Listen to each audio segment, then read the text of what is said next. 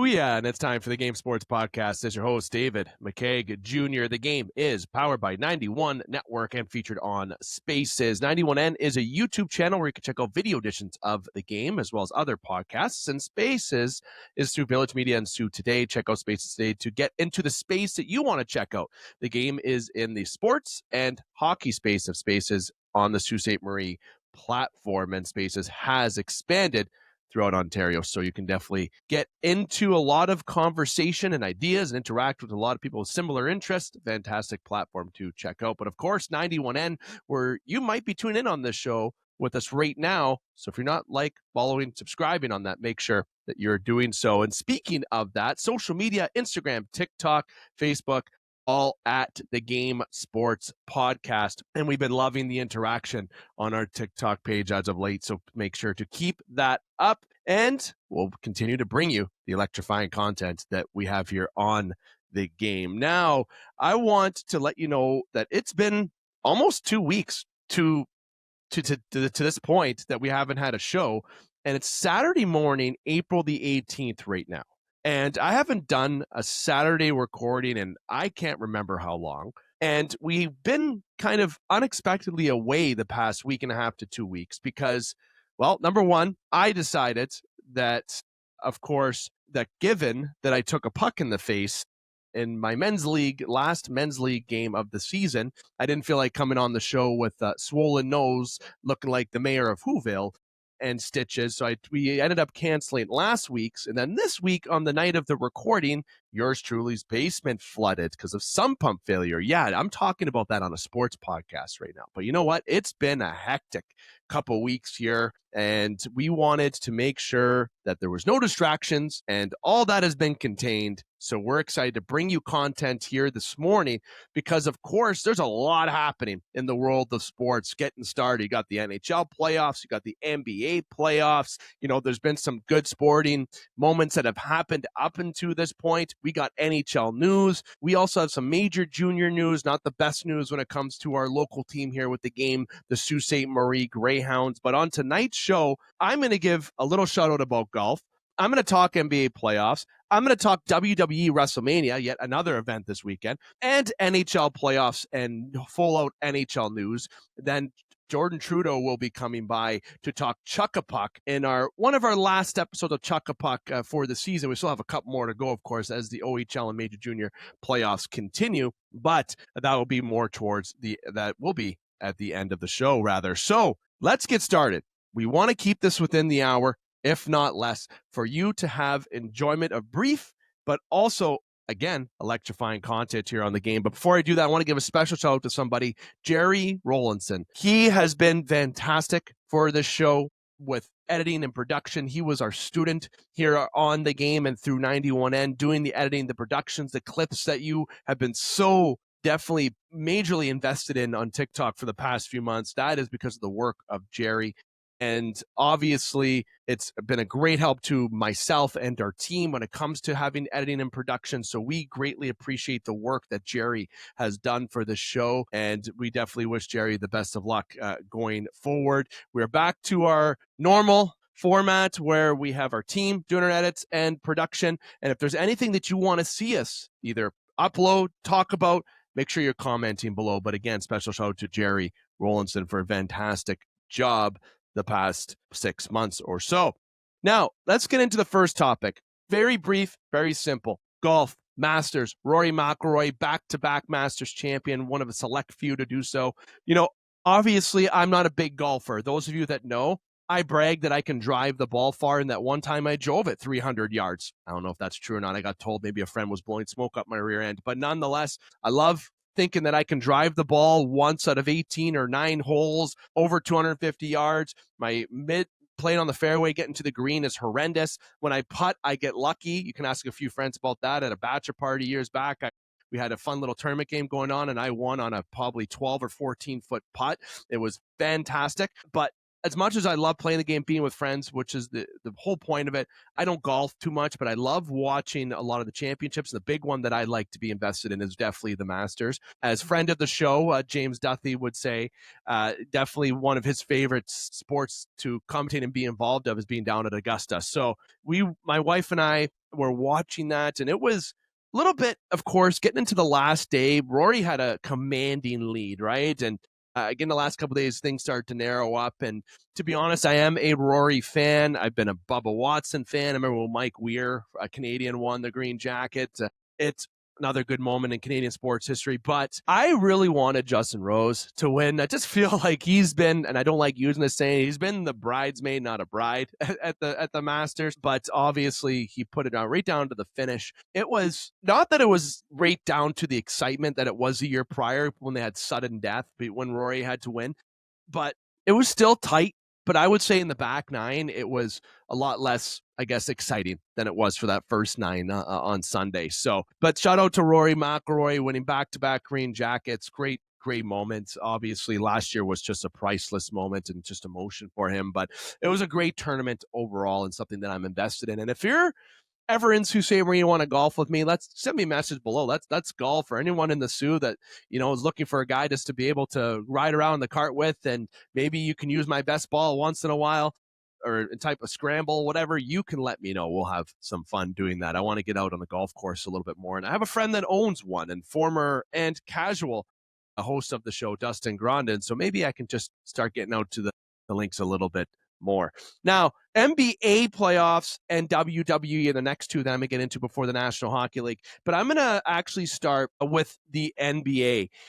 And I am very, as I sit here thinking of how I want to proceed with this, because I'm definitely going to give you predictions. But I feel like that this whole NBA playoffs, I want to say it's wide open. But if you quote me back 3, 4, 5 months ago, even before that, would have had some discussion about the NBA. It has been me bragging about the Thunder. And I want to clarify, I am a Raptors fan, but this Thunder team looks real good. And I think the NBA playoffs, the way that the season went, is actually kind of like predicted that it would be, especially when it comes to the Western Conference. The East, I feel like if you look at the Magic, the Sixers, and even the Hawks, you can argue if that's where they would have been if you predicted at the beginning of the season. But if you look at 5, 4, 3, 2, and 1, pretty predictable. So I feel like that this season kind of went as predicted. And I've had friends that were diehard NBA fans that have told me that they have lost interest in playing because, or not in playing, sorry, but watching the game.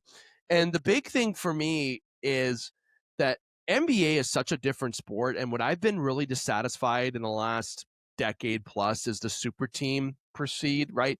You had LeBron do that with Miami, Golden State, but they didn't build this. They drafted those guys, right? So it's just been the obvious that we knew were going to win. It felt like you're either choosing Golden State or you were choosing Miami before, you had Cleveland before, the Lakers, right? But then the Thunder make this absolute absurd trade to get George, and you're wondering, what the heck are they doing? Or sorry, the Thunder traded away George, to get all the picks that they did in Shea. And look at this Canadian guy. So this guy looks really good. This was a package in a haul that the Clippers gave up to get Paul George. And I said that is a crippling move to an organization because it puts you in a tough spot getting rid of all those future picks, and the Thunder have been able to capitalize and build through the draft. And I've said it before, that is the next dynasty in the NBA. And you're going to see it, and they'll show in my predictions. But I just want to say about the NBA, just given time, I can't dissect into more. This season kind of went as predicted, mostly in the West. I feel like there wasn't too much excitement.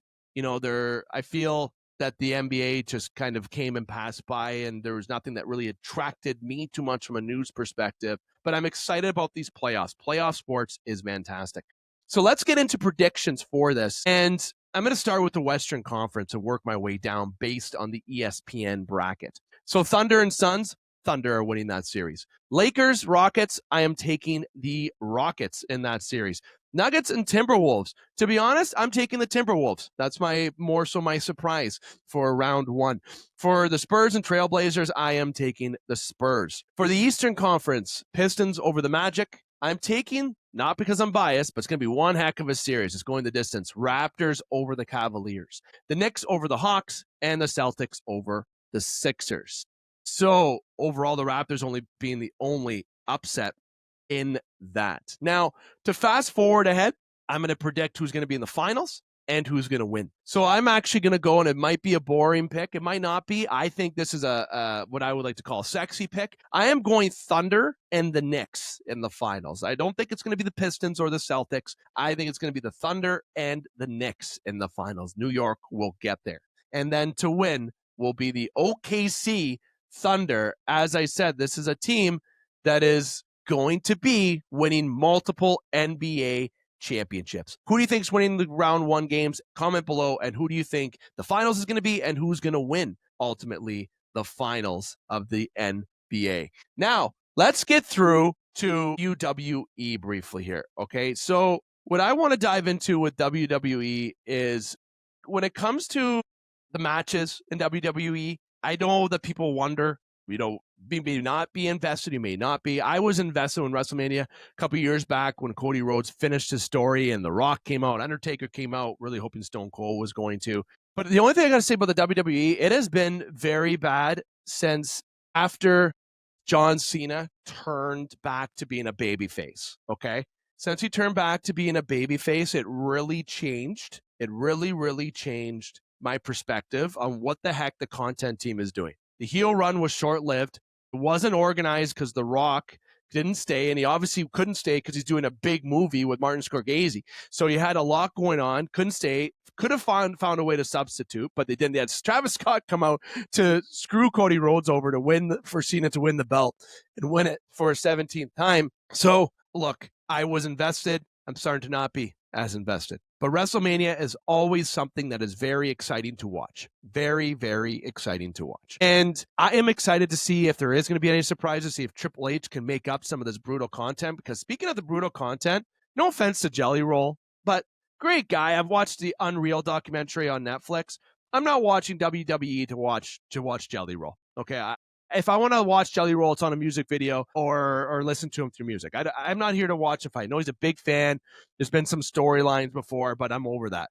The Pat McAfee story, him being the person that Randy Orton was talking to, was absolutely brutal. I don't know what they're trying to plan with this whole thing. If McAfee is going to be like a Paul Heyman guy type thing when Paul Heyman retires, I don't know what they're thinking about doing with his character, but that is such a brutal move. But I get what the content team is doing because he's such a popular podcaster and known figure that it definitely helps get numbers, and that's what they're looking for. It's a business, everybody. So you can hate it, but WWE is probably not hating the hate or the income that's coming in from this, but it is a brutal story. It is so bad.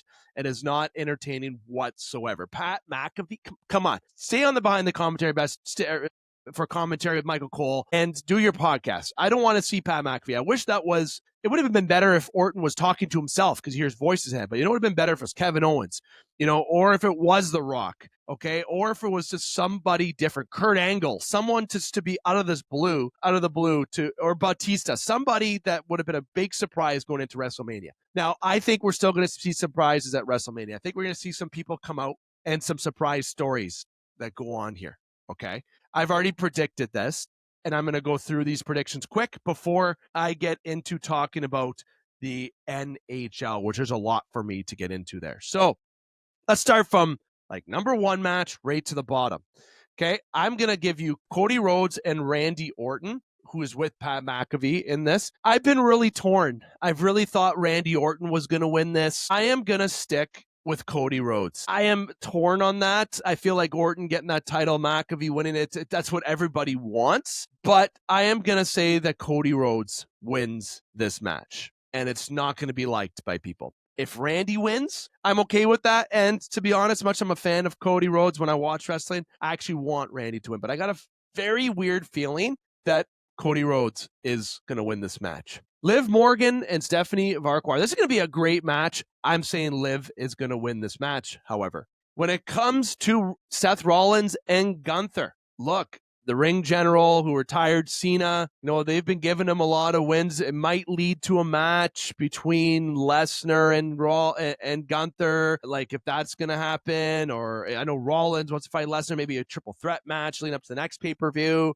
This isn't going to be a popular opinion either, but I'm saying Gunther is going to beat Seth Rollins. AJ Lee and Becky Lynch. I am taking, this is not the popular pick, I am going to say that the more obvious pick, my apologies, Becky Lynch will beat AJ Lee for the title. Now, the tag team match between you got a packed house here. You got Nia Jax, last legend of the champion, Charlotte Flair, Alexia Bliss, Bayley and Lyra Valkyria, and then the Bella Twins. I am going to say the Bella Twins are going to be the champions after this, and maybe see a little bit of a feud between Charlotte Flair and Bliss begin. Now, for McIntyre and Fatu, I'm not as invested in this match. McIntyre does do good matches, but I'm going to say, since it's an unsanctioned match, I think Fatu is just continuing to come out of the shell, and I think McIntyre has been somebody who has had no problem losing and falling for that with the WWE. I am taking Jacob Fatu in that matchup. For the absolute boring match that I didn't even touch on with I Show Speed, absolutely garbage storyline here, sorry. But I am going to say, unfortunately, the villains are winning this. Logan Paul, Austin Theory, and I Show Speed are going to beat the Usos and LA Knight in some sort of lame fashion. Now, the World Heavyweight match, and like I said, I'm just going from top to bottom per the WWE website. I am going to say for the World Heavyweight match, and I know people don't agree with this because they feel Roman Reigns is on a part-time kind of basis, but I'm going to say Roman Reigns against CM Punk. This is not the popular opinion. And I talked about someone being part-time winning the championship. That's where my head was and going up to before I recorded this podcast. But then I remembered the prediction that I had on a recent episode and what crossed my mind. Surprises at WrestleMania. I think that CM Punk is actually going to win this. Again, I'll say I thought Roman Reigns was going to win this title. He said that if I lose, I'm going to leave the WWE. That ain't happening. He is part-time. I thought maybe they would give this to him so he can have a good little full-time storyline for the next 6 months to a year. But CM Punk wins, and The Rock comes out to help CM Punk to win, which is going to lead up to a Roman Reigns and Rock matchup for next year's WrestleMania. Just saying, CM Punk doing something that he said he would never do. He's going to start turning around, and he's going to turn into being under The Rock. Very bold prediction. And Jade Cargill and Rhea Ripley. I'm saying Rhea Ripley gets the title back here. She's not had it for a little while, and she's a fantastic performer. She is, when it comes to the female WWE, I still consider her the face, her and of course Liv. Rhea gets the title back. And Finn Balor and Dirty Dom. Look, the demon's back. He ain't losing. Very simply put. Now, Trick Williams and Sami Zayn, I would love Sami Zayn to be a WWE champion. That would just be a great storyline. I know Parr will love that when I say that. And I know people think Trick is winning this matchup, but I'm going to be bold and go on the other side with it. I think Sami Zayn gets the win, and there's going to be some sort of surprise that happens there. I'm not sure if it's with Carmelo Hayes, whatever, but I think Sami Zayn is actually going to win. Now, the match that I'm looking forward to, Brock Lesnar and Obafemi. My goodness, this is going to be a match. This is going to be something. I am going to say that Obafemi defeats Brock Lesnar. I know people are thinking that that's nuts to say, but I am going to take Obafemi over Brock Lesnar. For Penta's defending his Intercontinental Championship against Javon Evans, Dragon Lee, JT Magana, Rusev, and Rey Mysterio. Penta, they're really building this character. I was really almost hesitant to choose Javon Evans in this, or even Rusev, to really go with that storyline, but Penta, such a fan favorite, such a great athlete. This is going to be this is the match that needs to be very much entertainment to really set the tone in the night. This needs to be the match that all the stops come, all the ladder sorcery with the power bombs through ladders, off the ladder into a table. This needs to be the set the tone type match for the remainder of the night and the weekend. I'm saying that this will be the match that needs to set the tone. But I'm picking Penta. So that is the predictions for the WWE WrestleMania, which starts tonight and is this weekend, the big weekend that they call it their Super Bowl in the WWE. Now, the NHL. We're going to take a quick breather. When we come back, we're going to talk the National Hockey League. There's a lot to talk about there. The Leafs losing out on Sonny going over to New Jersey. It's always sunny in New Jersey, I guess, if you get the pun. Bonus staying in Columbus. Celebrini breaking records. McDavid and Nate doing their thing. NHL playoffs. The playoffs that the Leafs aren't in. Afterwards, Trudeau will be on by. We will not be talking too much, if at all, we already talked WWE, the MLB. But we might have a little tidbit in there with Jordan Trudeau when he comes by. But just because of content here today, we are likely sticking with the NHL and OHL / Major Junior. But if we have time, we'll give a little tidbit because I do have a reaction about the Blue Jays start to the season and the MLB season overall. But that might have to be on next week's agenda given time. But we're going to take a quick break. Welcome back to the Game Sports Podcast. David McCaig continuing to host you today here on The Game. Again, The Game is powered by 91 Network and featured on Spaces. Now, we're going to get into the hockey portion of the show. And just a quick audible, Jordan Trudeau will actually be, unfortunately, not joining us this evening. You know, the flu bug's going around. Trudes, hopefully you feel better. So it will be me solo for the entirety of the show. But no worries, the agenda is going to remain the same. It'll be NHL, and then I'll get into some major junior update, including, and most notably, with the Sault Ste. Marie Greyhounds in a Chuck-a-Puck of sorts segment, an independent version. And if there is still time, I will dive into a couple minutes of baseball. So there may be 6 total topics that are discussed throughout the entirety of the show. You got golf, WWE, NHL, Major Junior, and MLB. MLB is still tentative given time, but let's get right into it with the National Hockey League. And I have a lot here, and I'm going to try to keep myself organized with this. If everybody knows me personally, I tend to go down a rabbit hole. I tend to talk. I tend to have that retriever mentality, squirrel type thing, and get distracted or get really passionate about topics. I always have been known to do that since I've joined the Game Sports show prior, now podcast. And look, I was thinking about where to start this NHL segment, the top shelf segment, if you will. And obviously with Alex or Brennan or when Justin jumps on, you know, there's banter back and forth with it, right? But you don't get that opportunity on this show. You're just going to hear me the entirety of the time. And I want to make sure I start it with the topic that is essentially going to be in the title and is our thumbnail picture. So I'm going to start with the National Hockey League playoff picture, okay? I'm going to discuss the bracket. I'm going to discuss some teams, some matchups that are highlights to me, and then I am going to predict the first round, then the Stanley Cup final, then the Stanley Cup champions this year, okay? So let's dive right into it. And I honestly think this year's playoffs, I know a lot of people when it comes to this year's playoffs are, you know, disappointed if you're a Toronto fan. You're disappointed if you're a Red Wing fan. You know, obviously, if you're a Winnipeg Jets fan, you had more hopes as well. And it's going to be a very interesting offseason, especially if you're a Leafs and Jets fan, right? And you see teams that are getting back into the playoff picture that we used to see before, right? The Anaheim Ducks. You still see the usual suspects, Dallas, Minnesota, Colorado, LA, Utah sneaking its way in there. And obviously Edmonton ain't sneaking any way in there. They've been in there and they've been in the Stanley Cup Finals back-to-back times. They're going to be hungry.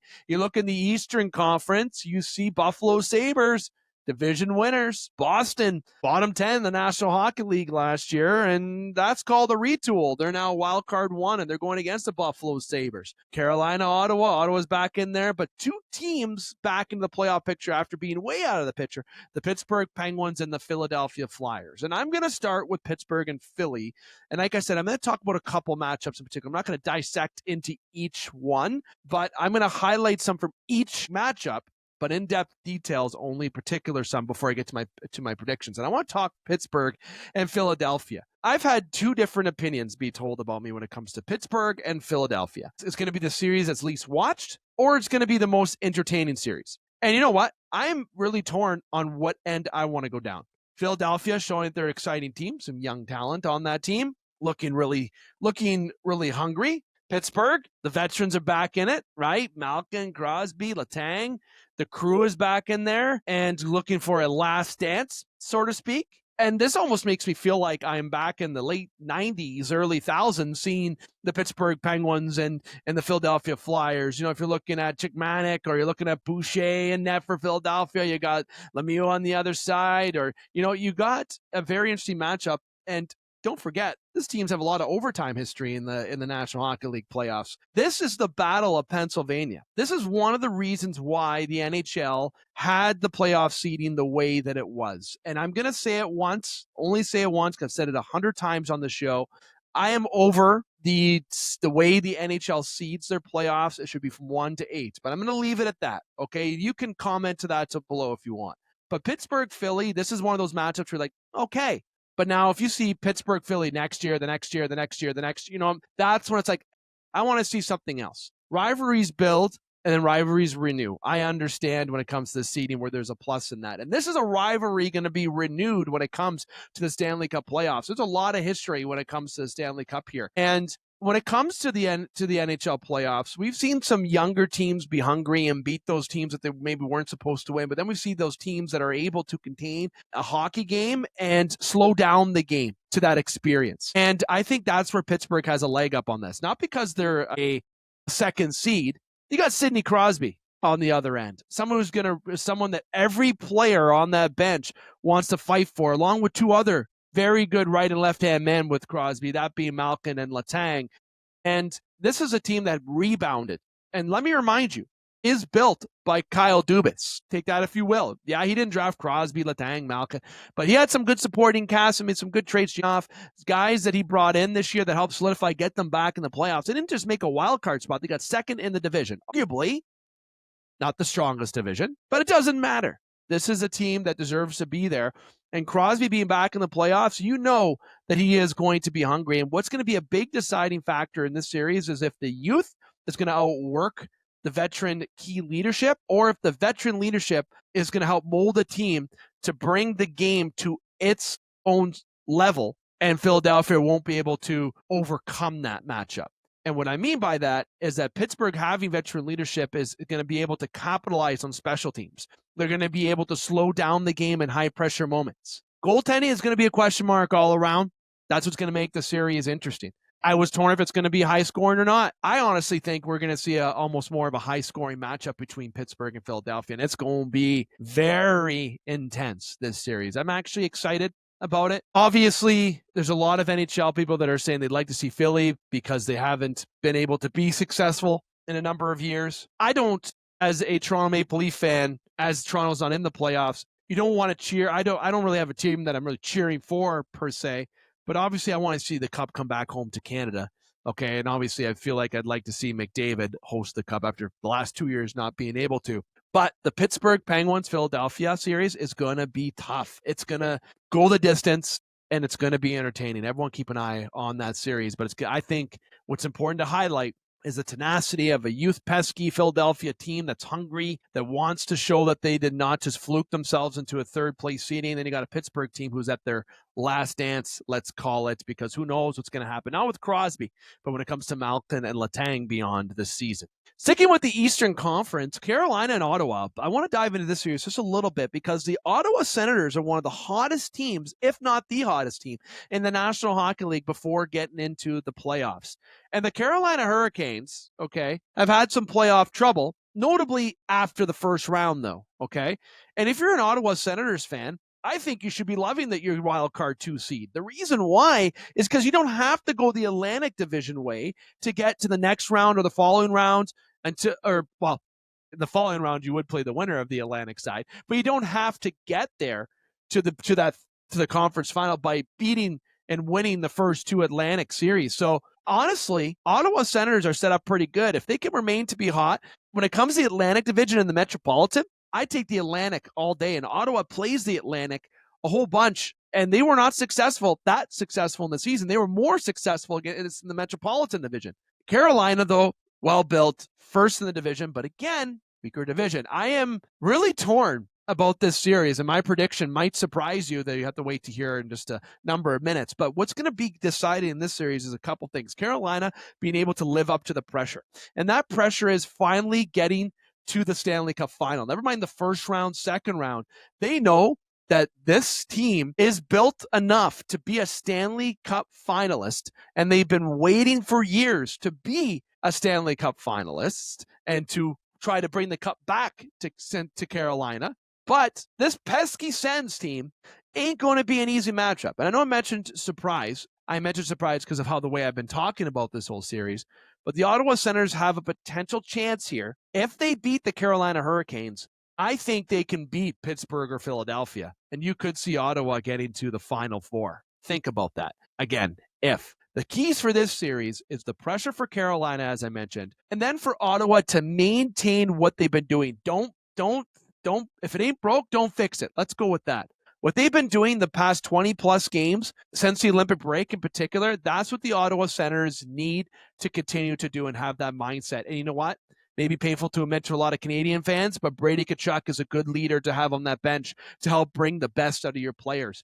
Goaltending, you got Allmark there. You got capable goaltending that's been suspect throughout the season, but you have a team that's been able to rise up to the challenge, really bear down for the last 20 games of the season, make that playoff push, and get into the playoffs when it didn't even seem that they were going to make it to the playoffs. Tough matchup against Carolina, but for Carolina, I wouldn't want to play the Ottawa Senators. I would want Pittsburgh. I would want Philadelphia, or heck, I would even want Boston over the Ottawa Senators. And yes, that's coming from a Leaf fan. Ottawa Senators Carolina series is going to be quite the battle too. Western Conference, Dallas, Minnesota. That's all I got to say. That is going to be the series. It is a high chance that the winner of that series could not only be the one that gets to the Cup final, but that wins the Stanley Cup. Minnesota, ever since they got Quinn Hughes, you got Faber, Boldy, a very exciting and good team that Bill Guerin has built there. A very expensive tag on a few players like Kirill Kaprizov. But that is by far the most exciting first round series, in my opinion, next to the Tampa Bay Lightning Montreal series. And obviously I didn't dive into Tampa Montreal. I'm going to go back there in just a moment. Dallas and Minnesota is going to be a battle of defense. And I got to give a lot of credit to what Bill Guerin has done with Minnesota. I got to give credit to what Dallas has built there, but Dallas is another team that's almost like the Carolina Hurricanes. They've been a favorite. They've been higher seeds. They have a team that can do it, but they haven't been able to get to that step that is to the third round, let alone the Stanley Cup final. So the key takeaways in this series is this: what defensive side is going to have a kink in their armor? Who's going to be able to break the armor of the defense? And what team defensively is not going to be able to step up offensively? Those are the 2 points. Who's going to be able to capitalize and drive the net and score those dirty goals, but then on the power play, be able to utilize their defense in an effective way? And you got to arguably say the Minnesota Wild may have a leg up on that because of who they have on defense, in particular one person. But Dallas, from an offensive perspective, people don't really agree with this point, but I like Dallas's depth. It's a little bit more. I think Minnesota, and I said this when it came to the trade deadline, I think they were a player still away, and that player was a top 6 centerman. Okay, that's what I thought the Minnesota Wild could use into that lineup a little bit more, but they still have Kaprizov. You still got Boldy. You got a very well put together team. But you know what I like about Minnesota? Talking veterans. Zuccarello, right? You brought in Foligno. This is a team that has over 4 players over 36 years old or 35 years old looking for their first Stanley Cup. And that is the story that everybody wants to see. Everyone wants to see the veterans win. Everyone wants to see it get done. And wouldn't that be something? The defensive team, the defense on each team is what's going to determine this series. And the second piece, will the Jake Ottinger show up that could play in playoff hockey? Or are we going to see the Jake Ottinger? Is he someone who won't be able to live up to that pressure? Will the young goaltender Jesper Wallstedt be able to withstand the pressure? Defense, goaltending, key takeaways. I'm going to go back now to Tampa Bay, Montreal. Ho, ho. Look here, ladies and gentlemen, and everyone of all ages. This is going to be neck to neck with Dallas and Minnesota for the best first round matchup. And if you want a spoiler, I think the third best matchup is Pittsburgh Philly. The fourth best matchup is Carolina Ottawa. So there's my top four, if you want to say, for most exciting matchups. Sorry to the other teams. But Tampa Bay, Montreal, you know there's going to be fights. The Bell Center is going to be electric. Tampa Bay, they get into it. That fan base. I've seen it as a Toronto Maple Leaf fan in a couple rounds of the playoffs. One the Toronto lost and one the Toronto won. Tampa Bay has a very well put together team, and they're very well coached, and they play for each other. They're a team. They find ways. You got one of the best goaltenders in the world, Hagel, Cirelli, right? And this is a team that honestly, people thought overachieved this year. I don't think so. Kucherov is on another level, and he's making those around him better. The Montreal Canadiens need to find a way for two ways for takeaways for Montreal to have a chance. Traffic in front of Vasilevsky. Can tell you that he is not good on deflections. He is not great in traffic. Get the puck to the net. The second thing is you got to shut down Nikita Kucherov, which is easier said than done. But you got some young guys on that Montreal Canadiens team that will have no problem getting in there. Nick Suzuki? I mean, Kucherov will have his hands full with that matchup if it's Suzuki or if he's going against Slavkovsky or whoever he's going against, it's going to have his hands full. And capitalizing on home ice advantage are what the two teams got to be a key takeaway here. And I got to give the advantage to Montreal for that. Being at the Bell Center is going to be absolutely fire. That barn needs to have playoff hockey at all times. There's going to be passion. You're not going to hear yourself think out there when you're Tampa. If you're Montreal, you got to steal one at least in Tampa to go back to the Bell Center, and you have a high chance of winning 2 games there at the Bell Center. These teams are more evenly matched than people may think, despite the experience side or not. Cole Caulfield, 50 goals. Slavkovsky really stepping up. Look what he did in the Olympics. Look really good there. The question mark for me is the in net for the Montreal Canadiens, but they have options that they can use, and I wouldn't be shy to use. I feel that when it comes to do a young individual's occasion, this might be able to really see what this young man can take in a high-pressure situation, playoff hockey, donning the crest of the Montreal Canadiens. The Tampa Bay Lightning, Montreal Canadiens, the team that's going to capitalize on home ice advantage. Takeaways for Montreal is shutting down Kucherov and getting traffic on Vasilevsky.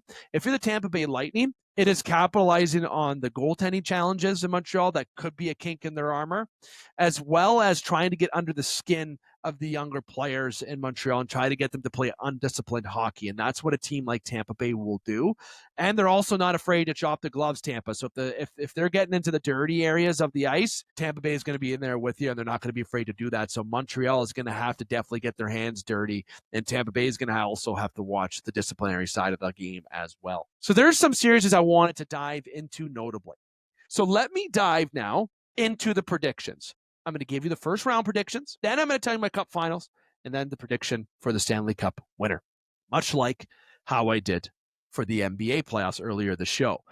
I've been a key component of saying when Toronto's made it, I predicted the Leafs would win the cup 4 times, not total 4 times. I predicted when the playoffs happened that they would win 4 out of the 6 times, last 6 times I predicted. Trying to think that if I predicted being optimistic, and then I thought the approach of not predicting for them, and then when I didn't predict for them, the team that I thought was going to win won anyways, Florida Panthers. So I am going to go with not who I want to win the cup, but who I truly think, which is the right thing to do as a host, as everyone would say, bare minimum. So while I say that, and the reason why I say that is because this was hard for me to pick because of who I want to win. And if you want to know who I want to win, fans may shake your head at me because then if he wins, he may not ever come to Toronto. But I think I would like to see the Edmonton Oilers win. I would love to see Connor McDavid get there for a 3rd time and win. That's who I would love to win this year. I'll say it that. I'll leave it at that. Let's go to our predictions here for the Game Sports Podcast. Dave McCaig's predictions in the Western Conference starting. Colorado will defeat the Los Angeles Kings. Minnesota Wild will defeat the Dallas Stars. Vegas will beat Utah. And the Edmonton Oilers will beat the Anaheim Ducks. In the Eastern Conference, the Buffalo Sabres will beat the Boston Bruins. Sorry, Montreal fans. The Tampa Bay Lightning will beat the Montreal Canadiens in this first round. Sorry, Ottawa Senators fans. The Carolina Hurricanes will beat the Ottawa Senators in the first round. and the Pittsburgh Penguins will defeat the Philadelphia Flyers in the first round. So that leaves a final, I guess an Elite Eight, what we would like to call it, is Colorado, Minnesota, Vegas, Edmonton, Buffalo, Tampa, Carolina, Pittsburgh. But not getting to those. We're going to wait till the next week or so before we dive into actual predictions. But to predict my Stanley Cup final as of today, which is different than what I picked earlier this year, the Stanley Cup final this year will be the Colorado Avalanche, and hold on to your seats, folks, the Buffalo Sabres. The Buffalo Sabres will make the Cup finals this year, and I got the Colorado Avalanche defeating the Buffalo Sabres in the Stanley Cup finals. For a bonus for a Conn Smythe winner, it's between two people, but it's going to be the Nate Dogg getting the Conn Smythe trophy to win this year. Now, we've talked about the Stanley Cup playoffs. I've talked about a couple series. Let me know who you think below will be the bracket. Everyone's going to have your opinion, and I can't wait to either get roasted, agreed on the first round predictions and the Cup prediction. Everyone's entitled to their opinion. Share yours below. Let's dive into the news side of the National Hockey League. I got my notes here. Yeah. Instead of going verbatim, I got to make sure I stay on point, right? Key takeaways when it comes to the news. Nate Dogg, Nathan McKinnon gets the Maurice Richard. Connor McDavid gets the Art Ross. 38 points. He's hungry this year. Very hungry. Declan Celebrini breaking Jumbo Joe's record. 19 years old, ladies and gentlemen. This guy is getting 115 points at 19 years old. I'm not going to lie. When he was drafted first overall and watched him at the World Juniors, I didn't think he would evolve this quickly, but he is. And if you listen to our show a couple weeks back, Brendan McCarthy says that he would build a team around Nathan McKinnon before Connor McDavid. Hot take. Connor McDavid still. I got to make sure to remind people that. Bonus is going back to the Columbus Blue Jackets. That big quote that he said is if he comes back, he's going to change the culture. Look, Columbus has a lot of key pieces. Johnson, Adam Fantilli. I like this team, the way that it's built and who they've drafted, but it hasn't worked. It hasn't gotten to where they need to get to. I think a key component's in net. I think that's a challenge that Columbus is going to have to look at. And there's some goalies that are out there that are available that could be interesting pieces for Columbus. Toronto has one available, Columbus. Just saying. Dolars would be an okay pick there for you. Just saying. But the Columbus Blue Jackets are an example of if you draft, you still might not be able to get to that place that you want to get to. And their captain's a free agent. Makes you wonder where he's going to go. You're looking at culture change. Columbus is going to be doing a retool, but a retool that they hope they don't go back another 5 years in the past and that they can go back ahead, where this was a team that in the bubble defeated the Toronto Maple Leafs to move on and was looking like they were starting to catch their wind and going to be that team everyone thought they were going to be. Sonny Mita. Well, if everyone saw their TikTok channel, I had a prediction. Well, no, not a prediction. I did not say prediction. Who I wanted as the GM for Toronto was Sonny Mita. Obviously, Sonny Mita is going to the New Jersey Devils. That was announced earlier this week, and that is what's going to be happening. Unfortunately, if you're a Leaf fan, this is someone that you thought would really fit the bill when it came to Toronto. However, that's not going to be the case, but New Jersey is getting a good GM here. I know a lot of people are like, oh, this guy's like a poker player. He's this, he's that. Look, Sonny Mita have executives around the National Hockey League that I've reached out to, and they have told me that Sonny Mita is a piece of the brains with Bill Zito. A lot of that analytics piece being a big part of some contracts that they brought in, their drafting, and how they have built that team in Florida. Sonny is a key component to that. He's motivated. Yes, he's analytical, but it's not. Is it like a Kyle Dubas 2.0? Maybe, but let me tell you this. Kyle Dubas 2.0, he's looking damn good in Pittsburgh, everybody. Is he not? This is a prime example of how and why Dubas left Toronto. Dubas left Toronto because he didn't get any of the reins to run that team. He was being puppeteered by Brandon Shanahan and by MLSE, and now he goes to Pittsburgh. Yeah, he had a year where you're like, oh, what's he doing here? But guess what? He's in the Stanley Cup playoffs right now, and a team that didn't even look like they were going to be able to swim in this league. And I thought they'd be in the Gavin McKenna conversation, warping back to 2004 and 5, where they had the high picks, and you're going to have Crosby molding Gavin McKenna. But that's not going to be happening. They're in the playoffs. This is a brilliant hockey mind. And yeah, he's from the Sioux. So I'm going to give him a little extra credit because a little extra bias on that, I guess you could say. But bias aside, what he did in Pittsburgh shows when given the opportunity, you could be successful. He was the boy wonder. But look who did some of the drafting there. Lou Lamoriello, Shanahan playing the puppeteer. Dubas had very minimal to what a GM should have had. Sonny Mita is not a Dubas 2.0. Sonny Mita is Sonny Mita. They have a lot of similarities. He is going to be successful in New Jersey. Mark my words, it won't be next year maybe. Within the next couple of years, you'll see the fingerprints of Sonny and how his analytical approach and how his approach to taking and building a team around certain players is going to pan out. Good move by New Jersey. Good on you. Unfortunately, Leafs didn't capitalize on this opportunity, but there's still other people out there, Toronto, that you can make it very interesting to bring in to be the GM in Toronto. Now, let's go to that Toronto Maple Leaf team. Okay, everybody, let's do that. I'm going to try to keep this very straightforward. The Toronto Maple Leafs have ended this atrocious season where, I'm not going to lie, as a fan of Toronto sports, I've been heartbroken a lot the last calendar year. Last year in the second round when they played Florida, I was so invested in this team. They played Ottawa, a very pesky Sens team, won that series. They go against Florida, hot start to that. That pivotal game 3 was the turning point of that series. Game 5 was one of the worst games that I've ever watched as a Toronto Maple Leaf fan. Game 6 was a battle back. That's how you come back from a very bad performance. And to go into Game 7 on home ice and lose that momentum the way that they did was typical Leaf. And I was heartbroken after that. So much investment. Never mind since 2016 when you start bringing in these guys. You drafted Willie, you drafted Marner, you drafted Matthews. This team that was promised to be signing John Tavares, right? Just the team that we thought. Stolarz goes down. It's not on Wall that we lost that series. Everyone thinks that you've lost it. You've lost it. The team as a collective was not the team that Game 7 performance was. Last year would have been the year that Toronto would have won. And you could have taken that, chirp below, do whatever you want with that. But the pain started there. That Game 7 loss. Then you watch Florida win again. You watch them win again, let alone against someone who I really enjoy watching right now. One of my favorite players right now, Connor McDavid, and team that Toronto lost to. Again, a team that makes a cup finals that Toronto lost to. The summertime goes on. Hockey season restarts. Leafs up and down. And the Jays lose November 1st in Game 7 to Los Angeles Dodgers. Another Toronto pain point.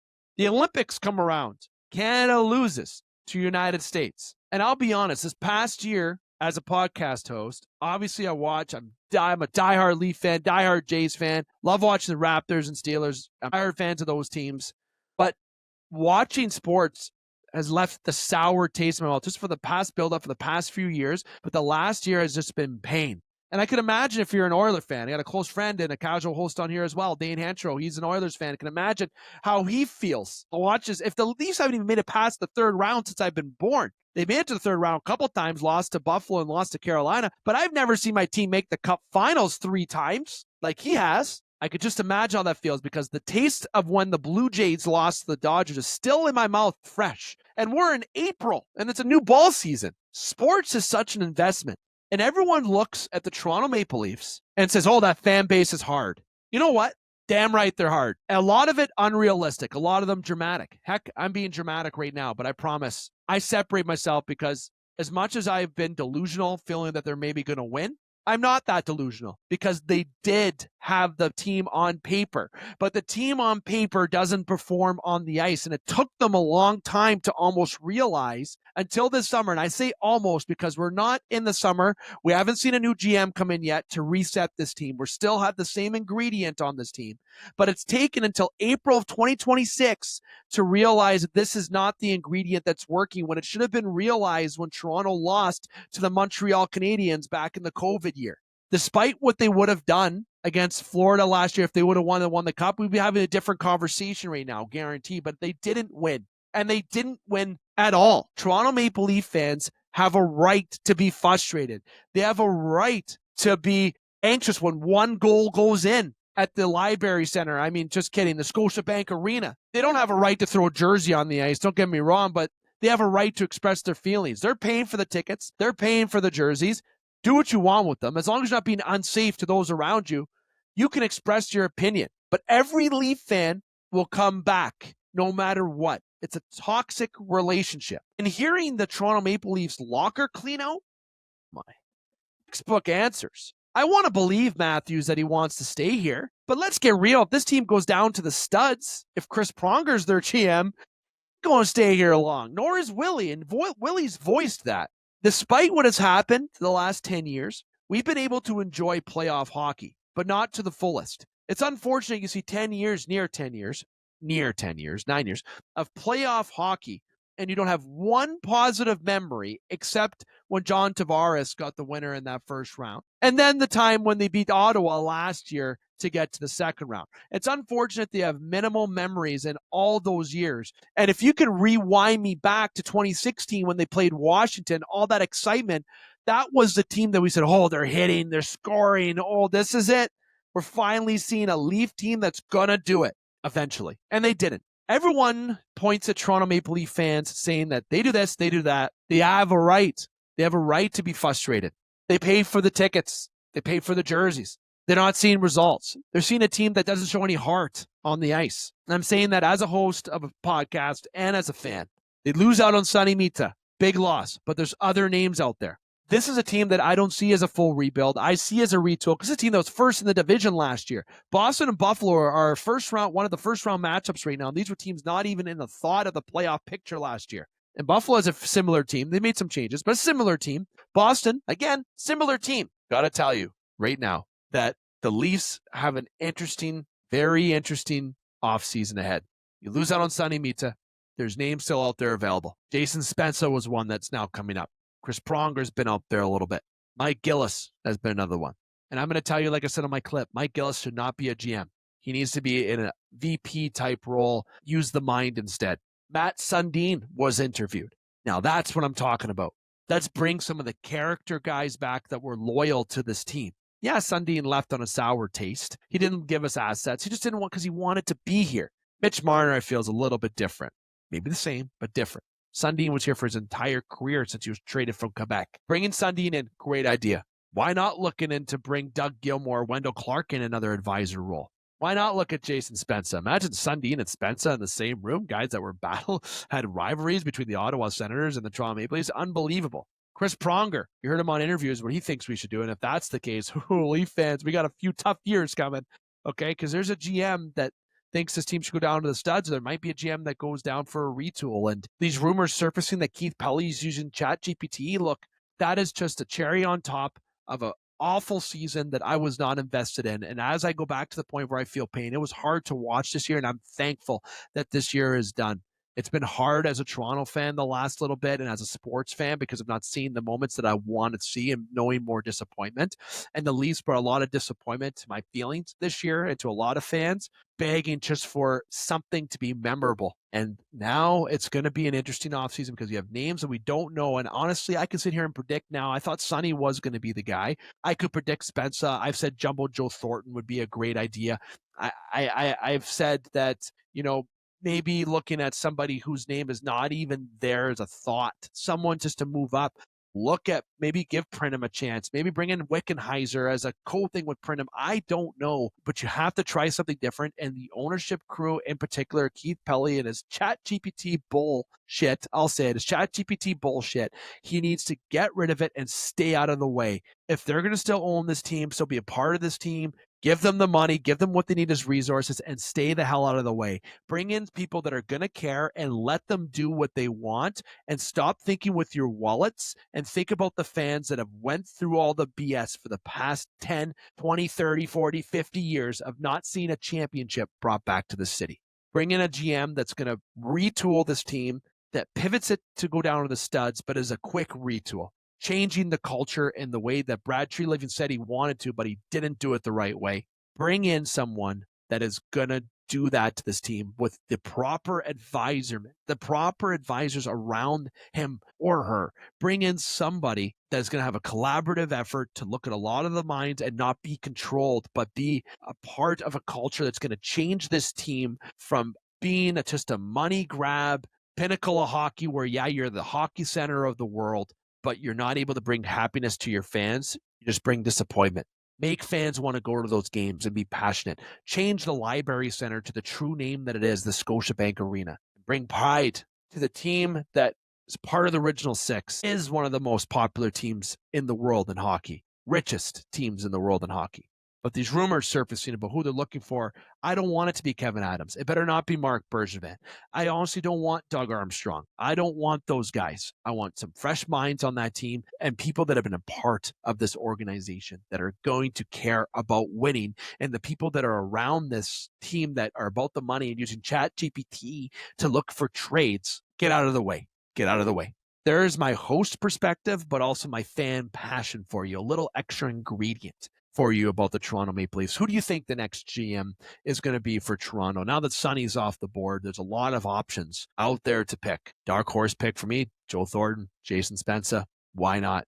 Matt Sundin being a part of the team, let's do it. If you're a Toronto fan, let's be open to some of these legacy players coming back into this team, surrounding the next GM with these legacy players that know this culture, that have had some success and have almost seen success, that being the Cup Finals. Sundin almost did see the Cup Finals a couple times. Bringing in players that are going to help get this team to where it should have been 5-6 years ago. What do you think about the playoffs? What do you think about the news going around? Who do you think is going to be the next Leafs GM? There's a lot that's been crammed in this 40 minutes of Top Shelf. So it definitely eats into our time when it comes to the major junior side of things and MLB. So I am going to talk very briefly about those topics, just under 10 minutes, probably even closer to 7 minutes before I wrap up today's show. And to get into the Ontario Hockey League, the Sault Ste. Marie Greyhounds are and have been eliminated by the Kitchener Rangers in round 2. And in the second round of the OHL playoffs, Barrie and Ottawa is the only team remaining to decide their series, but definitely seems like Barrie is going to be the team. Now, I'm going to tell you something about Kitchener and the Sioux. I had somebody ask me upstairs at the John Rhodes Arena here in the Sioux before one of our last games in the Mayor's Cup, which is a men's league tournament here in Sault Ste. Marie, and a very good tournament. A lot of good players that play hockey here in Sault Ste. Marie. A lot of good talent's been through here in the Sioux. Very proud hockey city, if you will. I thought Kitchener would win this series in 6. I said that upstairs at the John Rhodes at Icebreakers, somewhere where we used to record briefly, fun fact. And Kitchener is such a very good hockey team. There was only about 10 or 20 minutes of that series where I felt Kitchener was out of it in a game. The two Greyhounds very well put together. This team was exciting to watch. They gave this city something to cheer for. Having, Brady Martin might have been his last game as a Sault Ste. Marie Greyhound. Carter George looking tremendous. I feel that the Hounds brass did what they can to make this season worth it. Now there's rumors about maybe Raftis not coming back. There's rumors about Dean, if he's coming back or not. It's going to be very interesting about who returns, who does not return. And I think the Greyhounds might have to start thinking what that next year is going to bring. They have a lot of young guys that are coming back. I don't think you need to bring it down to the studs, but they've had some good talent around this team this year, and it was a very good season for the Sault Ste. Marie Greyhounds. It brought a lot of excitement. Windsor looking very good. The team, this is a tough bracket this year. Very tough team that they had to play, and you can just go off on the names that the Kitchener Rangers have. The Hounds have names too, but there was a lot in that series. Special teams, Hounds 2 for 15. I have it here for Kitchener Rangers 4 for 14. Not too big of a spread, but those are 2 goals difference. Those are pivotal. Christopher Brown, big. Goaltender Carter George looked just all good. There was some youthful mistakes, and that's taken it from what Dean said, but he said a quote, "Experience can be advantage at times, but I thought we dressed a team good enough to win this series." Definitely. I think the series should have at least been 6 or 7, but Kitchener was able to take that next step in the games. The experience really came into a factor. The Hounds gave one heck of a series for Sault Ste. Marie and for the OH. Windsor took care of Flint, and Flint took care of Owen Sound. I'm just saying, Windsor. I'm going to go back to that in a second. Brantford, absolutely just undefeated this playoffs. They're looking really good. If you look at North Bay, they had a pretty decent battle against Peterborough, but Brantford, 4 straight wins, a sweep. Barrie, Ottawa, look, you're going to play Brantford next. It ain't going to be a good ending. Whoever goes on in that series, even if Ottawa battles back. So let me give you this, because we don't know the official Final Four in the OHL yet. Might know, obviously, by the time you listen to the show, you might know. But I'm just going to give you who I think is going to be the final 2 and who's going to win. All right? I think this is going to be a hot take. Windsor will beat Kitchener in 7. Brantford will beat one of Barrie or Ottawa. Doesn't matter. and they're going to beat them in 5. Brantford might only lose 1 game. Sir, will beat Brantford in 7 in a very entertaining finals in the Ontario Hockey League. I know I was going to talk about more Major Junior, but I'm going to leave it at the OHL right now. I wanted to give a little extra love to the Sault Ste. Marie Greyhounds, the home base here for the Game Sports Podcast, and in the unexpected absence of Jordan Trudeau, wanted to get into some of this content now. We will have a season review and reaction with Trudeau on our next show. It might be a little bit dated, but we'll make sure we have that for Sault Ste. Marie fans, and by then we'll probably know we're going to know the final 4, but even by our next show, we might even know what the finals is potentially by then, because we are going to be taking another week off, but I'll get to that a little bit later as well. Very special team. So is Kitchener. And I will say right now, it doesn't matter if it's Kitchener or Windsor, whoever goes to the final, the winner of that series is who's winning the OHL championship. And I know the city of Brantford ain't going to like hearing that. Now, let's spend these last couple minutes doing a real reaction about the MLB. No excuses. But when you're missing over 12 guys of your lineup that could be pivotal parts of this team, Bieber, Savage, Kirk, Barger. Barshall just went down the other night against Arizona. At this time, at the time of recording, I don't know how long the extent of that injury is. You obviously have Barrios, who hasn't been back, but this is still a guy like you're paying $18 million for, that you would feel would be a pivotal part of this team. Santander, despite that he didn't play all of last season, okay, paying a lot of money to him. Imagine if he was actually healthy and able to do what he could do. It would be a switch hitting bat in your lineup that maybe he would have hit 15, 20 homers this year if he would have bounced back, but doubtful. And I'm not mean to highlight Barrios and Santander because they weren't big pieces, obviously, of that playoff run. But if you look at Barger, you look at Savage, you look at Bieber, okay, you look at Kirk, the Blue Jays are hurting right now. And of course, George Springer has been out as well. This is not a healthy baseball team right now, and to be 7-12 is as expected. But in this division, you need to stay put. You need to do your best to stay within this division through these challenging times. And I'd rather see this now instead of later in the season. Last year, they were 26-28. Then the Canada Day Grand Slam is what changed the whole Blue Jays season, okay? Lots of things can happen. People panicking already, don't get me wrong. I don't like to see it as a Blue Jays fan, but there's only 19 games in and of a 162-game season, folks. It's a marathon here. If we were at 120 games, and if your team, if it's the Blue Jays or not, we're under 500, 120 games in and looking 15 games out of a playoff spot, then you can start panicking, okay? Anything can happen between game 100 to 162, let alone game 0 to 100, okay? So if you're a Blue Jay fan, don't panic. Lots of baseball to be played. Touching storylines that I'm loving right now is the Pittsburgh Pirates. And how cool was their City Connect jersey? So cool. The team that it's been absolute dog shit for the longest time. Look at what they're doing now. How impressive is that? They're going to bounce back. You got a lot of young pieces there. Skeens, Connor Griffin, O'Neill Cruz. You got some good pieces there in Pittsburgh. They're building something special.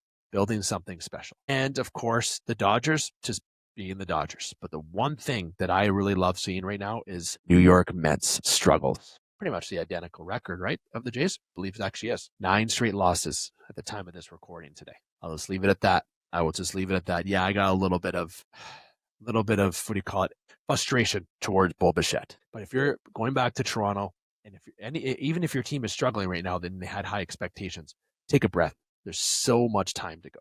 But I'm going to leave it at that. Speaking of the next show, my reminder here, we will not have a show this week, but what I can tell you is that we have some special editions being planned to be recorded this week. Joe Arnoens, Nick Laporte, and Devin Dynamite.